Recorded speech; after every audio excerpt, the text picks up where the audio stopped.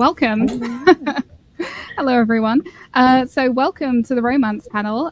We'll be discussing everything romantic today.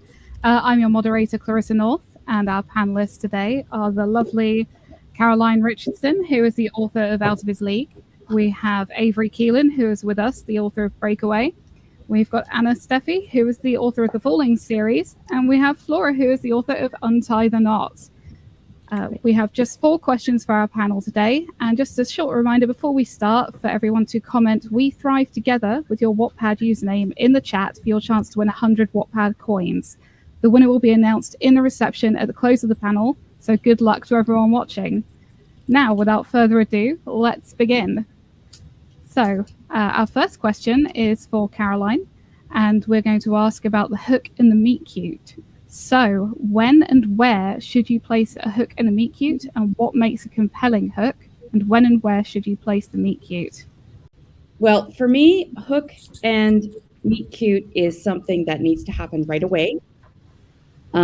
We have, with Wattpad, you want to bring that reader in right away. You want to get them excited about the story. It's a love story, so you want them to be invested in the couple right away. The meet cute can be the hook. They can be the same thing. Or they can be slightly separated. So, for example, in my book, Out of His League, the meet cute happens within the first half of the first chapter. And that hook happens when Gretchen gives Josh a coffee, and what goes from there and gives the reader the, oh, what's going to happen now? She's given him a coffee. Where are they going? So hook and meet cute is very important, especially in the Wattpad world. For traditional fiction, you want it to be a little bit more flowing. It can be a little bit later in the book, but definitely still an important part of a romance because you want to pull people in and start rooting for that couple. Yeah, I completely agree. Putting it as soon as possible in your Wattpad novel is definitely pertinent because this is when you can use your writer skills to make it funny, dramatic, mysterious, and you can end your meet cute on a cliffhanger to get those readers to come back and want to learn more about your 2 main characters. So yeah, that's what I would put my meet cute. I put all my meet cutes in the first chapter because we want to get to know both those main characters as soon as possible. And the readers always come back, so that's a good sign. Yeah, I would also say, of course, that hook and meet cute have to come early on to make the readers really connect with the protagonist. And ideally, it should be like creative and unique and make the readers remember the book even after years.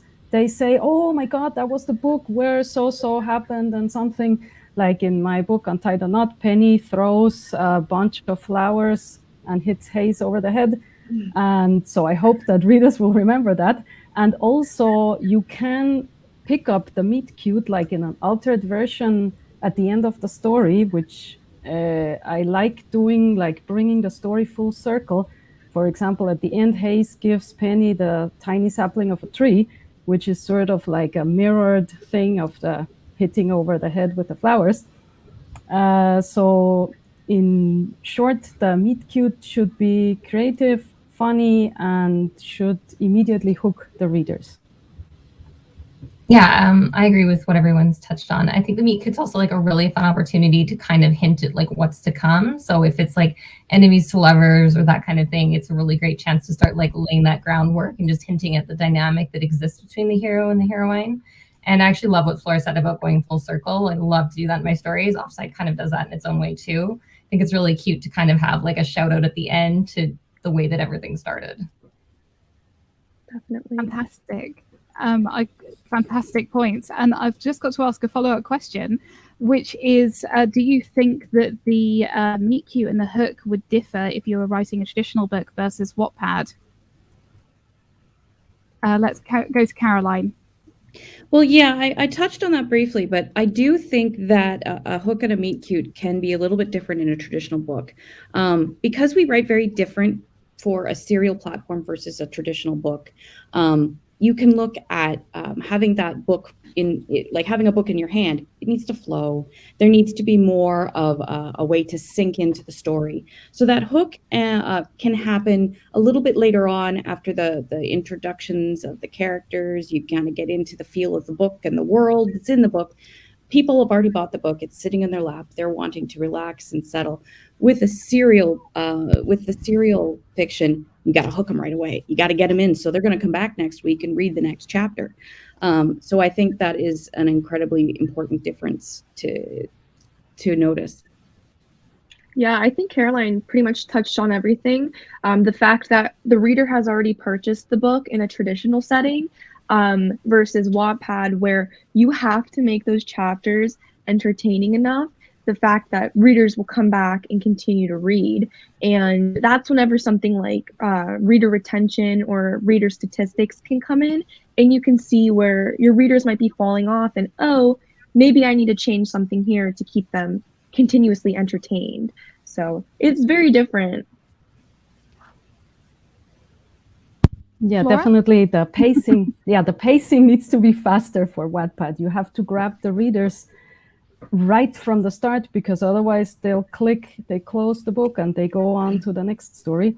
And ideally each chapter should have like a small cliffhanger if possible, but at least it should leave the readers wanting to click that next chapter, because you want them to keep going and going and going, hopefully to the last chapter. Yeah, like with serials, it's kind of like bite-sized episodes every time. So you kind of resolve some questions and then you raise new questions and just keep moving on that way. It's a little bit different structurally than a novel.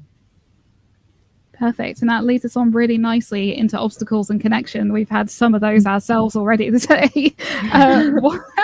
What makes good obstacles provide tension? How do you grow the couple's connection and desire through adversity? So let's start with Avery on this question. A good obstacle, I think, kind of plays off the internal and the external. So ideally, your hero and heroine have like wounds where they're going in and like misbeliefs about the world and themselves that they kind of cling to, that are the things that are interfering with their ability to find love. So, for example, with like an office romance, maybe they're rivals, but also maybe you have like the grumpy sunshine thing going on. So they've got like that perceived personality incompatibility, which is more of the internal thing. And then the external conflict there is that they can't be together because maybe there's like a policy against dating or whatever, or they hate each other. So it's a bad look to be dating within the office. Yeah, I think like it's really good if you can layer your obstacles so they play off the situation that you've thrown them into, but also just the core of who the characters are. Yes. So quirks, the type of character they are, this can all be boiled down to in a word we love called trope. Tropes are so important to show that connection and the obstacle, because the obstacle, people like obstacles in romance because they want people to struggle to get to happy ever after. So things like forced proximity, friends to lovers, enemies to lovers, old flames. All of these are ways to reconnect that couple, but it's also the obstacle because there's usually a reason why they're enemies to lovers. There's usually a reason why they're friends to lovers. And bringing that in really, really helps with tension, and it can also be a very relatable way. And of course, our readers want that. They read romance for the tropes. So having that is making sure you know what your tropes are in a romance is so important. Definitely. I am a fan of the slow burns, so I am throwing conflict and obstacles left and right to make it as slow burn as possible.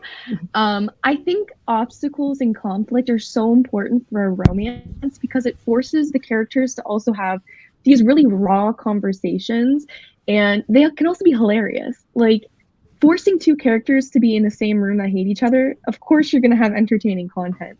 So I think they can really also help to hook your readers in, and they are pertinent for growth. You can't have growth without an obstacle, especially for their relationship. So I love a good obstacle. Yeah, going to the tropes, there is of course the forced proximity with its peak thing. There's only one bed and everyone knows what's going to happen. I think I also like exploring the internal obstacles of the characters, because sometimes the characters themselves are their biggest obstacle. They have baggage from the past, bad experiences, maybe broken families. They have problems opening up to a new relationship.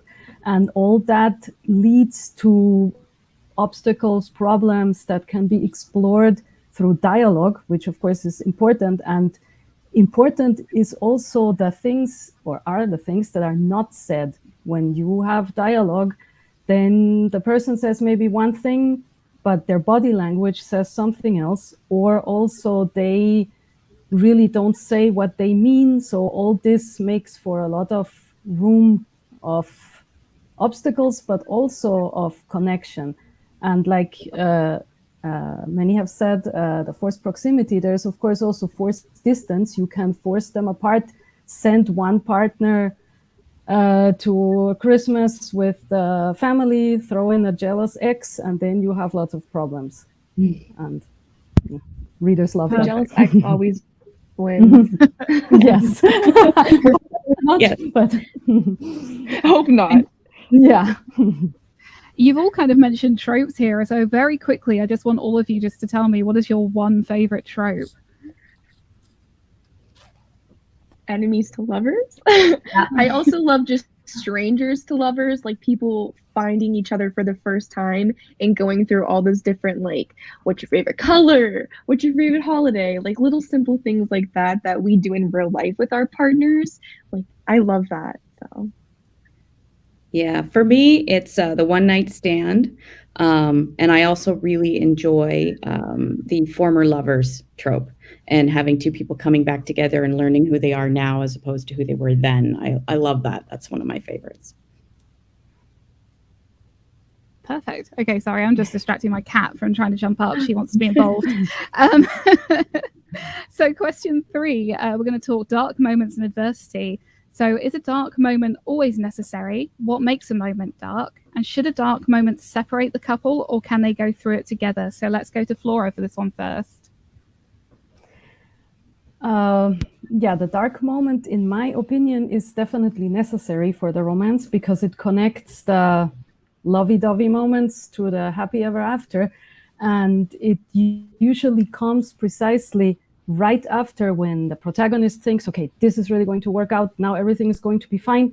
Boom, you drop the bomb, and then it's like rock bottom.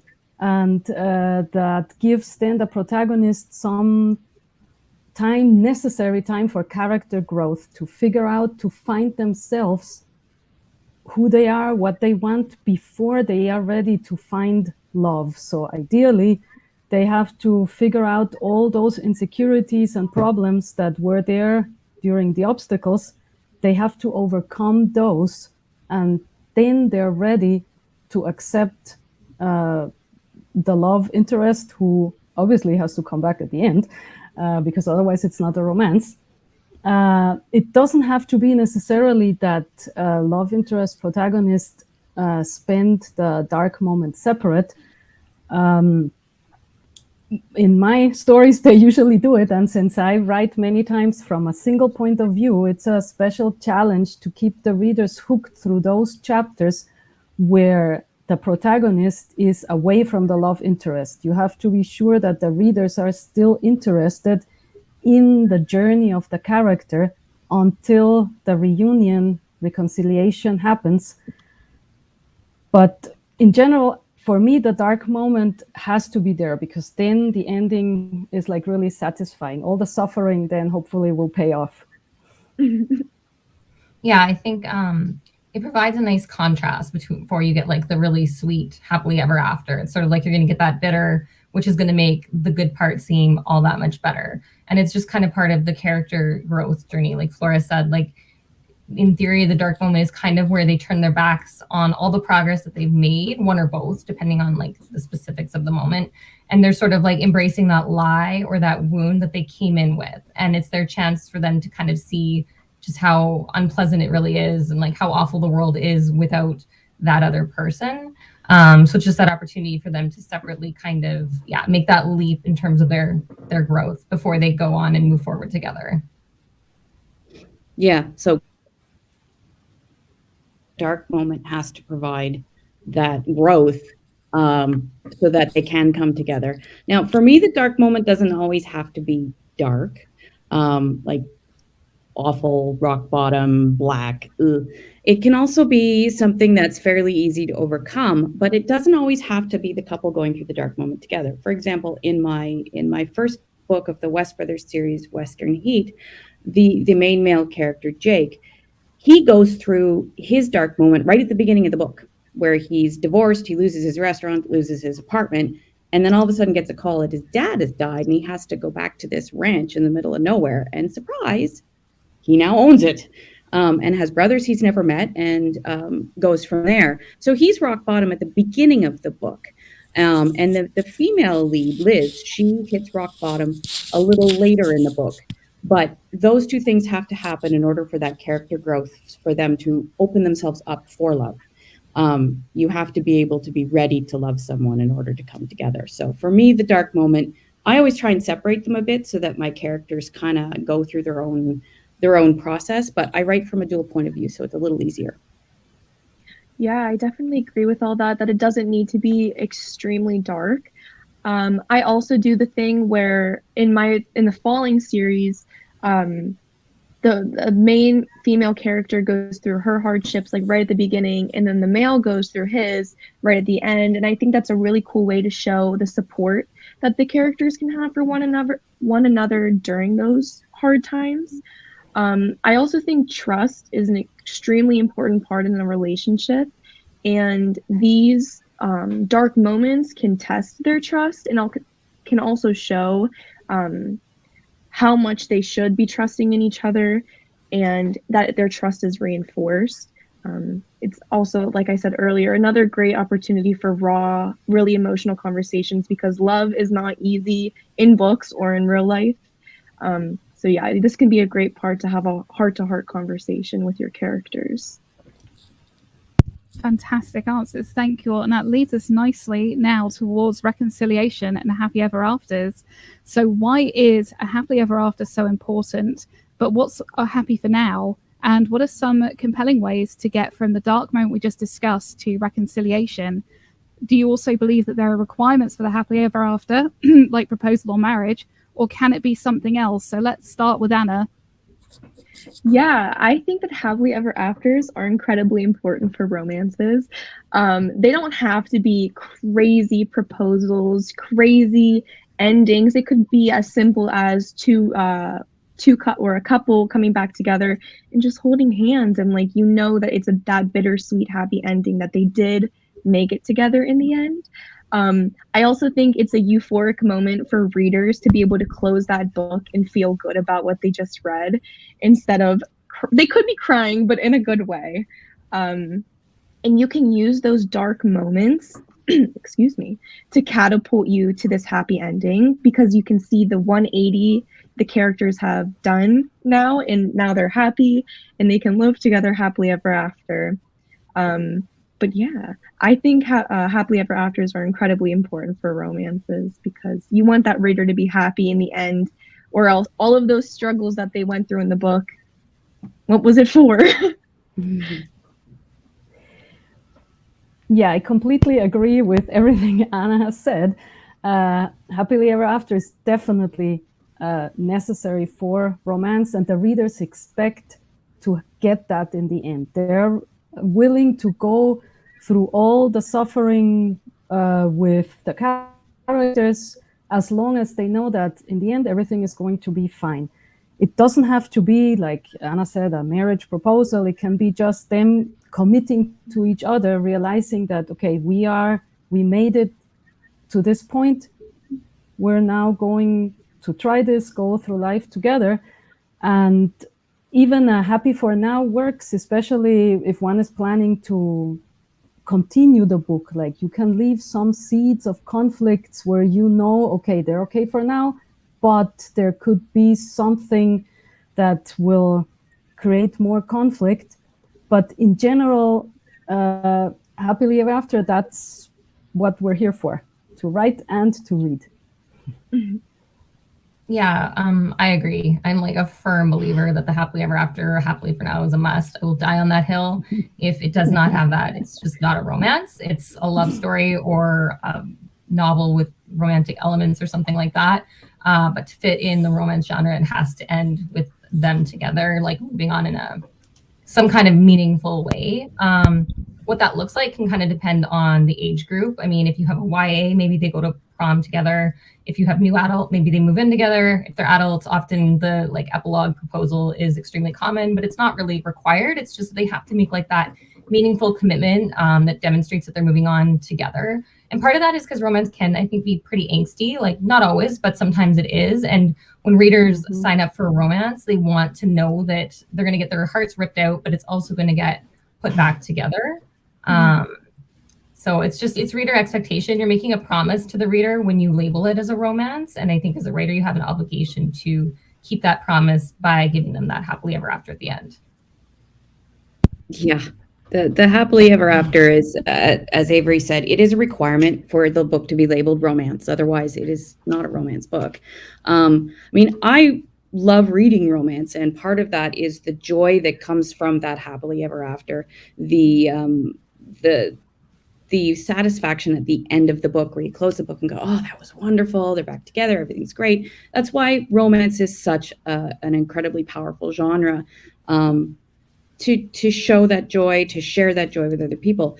That the happily ever after can take many forms, right? We've got the reconciliation we just talked about, but I think something that we need to remember with romance, especially with that happily ever after or happy for now, is that the couple has made that decision, and that character growth has to get to the point in the arc where they're saying, yes, we want to do this. Otherwise, that happily ever after can't happen. If one of them's still on the fence, that's not the end of the book. So making sure that that character growth reaches that point where they're going, yes, we want to do this. And whatever form that takes, could be a proposal, could be moving in together, as depending on your demographics for the novel you're writing. But yeah, the hill we die on, right? Yes. Wonderful. Thank you all so much for all of your time. We're a little bit shy of finishing time, so we have about 3 minutes, and we have had a couple of questions from our viewers. One of them was, can you see the cat? Which is absolutely not.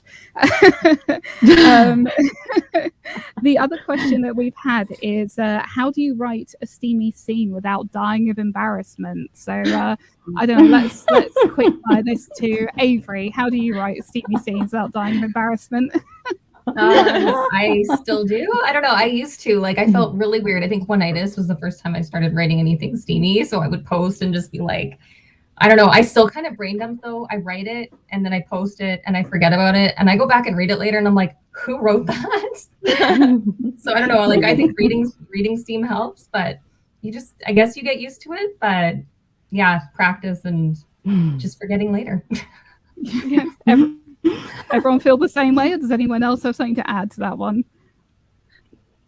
That's pretty grown. I'm not comfortable enough yet. I'm still getting over there to writing it, but one day we'll get there. Well, just go with the flow. Go with the flow. The characters or the writer? Yeah, both. I think if you can like tie in the feels too, it does help. Like if you think about it as like furthering the plot and really that like emotional connection too, as opposed to just like not erotica. I mean, there's nothing wrong with erotica, but I'm guessing that's not the context for the question. But if you can just kind of tie it into like what it means to those characters in the moment, sometimes I think it can feel a little more natural to write it too. Mm-hmm. Absolutely. Exactly. Yeah. So we've got, I don't know if we've got time for another question because we're coming up on sort of the close now. So what I will say is, if anyone did have questions in the chat and we didn't get to them because this was a fantastic panel with an awful I'm sure you all feel very knowledgeable now, then don't forget to go and check out if some of our panelists may have meet and greets that you can go and chat to them and ask your questions directly. Quite a lot of them are nodding and giving thumbs up, so I assume I got that right. They all have social media. They're all on Wattpad as well, so you can go and track them down and be stalkers and find them, and they are more than happy to answer your questions. So do feel free to follow up. So I want to give a huge thank you to all of our panelists today. Very sad that we're having our own happy ever after, or is it a happy for now? We're not too sure. Maybe it's to be continued. We might be in a serial. So yes, as I said, we've had Caroline today, we've had Avery, we've had Flora, and we've had Anna, and they are all on Wattpad. You can find all of them. They're all Wattpad stars. They will be in more panels over this weekend, I'm sure, so you'll see lots of them. Remember to check the chat to find out who won the coin giveaway. That's going to be announced after this panel closes in the reception. I've been the voice of love, Clarissa North, the disembodied voice of love. We look forward to seeing you in the next panel, which is vampires and the writers who love them. So we'll be discussing the appeal of vampires and why they remain very much alive in the literary world. So I want to thank you all. Caroline, thank you. Avery, Flora, and Anna, if you'd like to say, I don't know, goodbye, adieu to the audience. Thank you, guys. Thank you so much. Thank you. Thank you, everyone, for attending, and goodbye, and we'll see you in the next one.